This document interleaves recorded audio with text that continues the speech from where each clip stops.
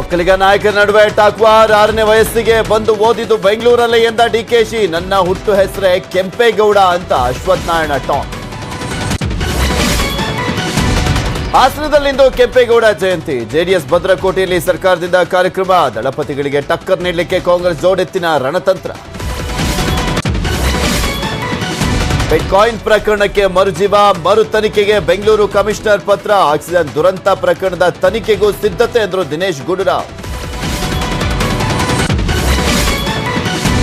ಹಾಸನ ಜಿಲ್ಲೆಯ ವಿವಿಧೆಡೆ ಕಂಪಿಸಿದ ಭೂಮಿ. ಗಾಬರಿಯಿಂದ ಮನೆಯಿಂದ ಹೊರಗೆ ಓಡಿ ಬಂದ ಜನ. ಮನೆ ಹೊರಗೆ ಕಾಲ ಕಳೀತಾ ಇರುವ ನಾಗರಿಕರು.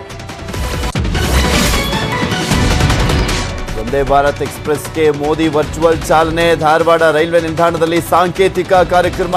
ಧಾರವಾಡದಿಂದ ಬೆಂಗಳೂರಿನತ್ತ ಹೊರಟ ರೈಲು.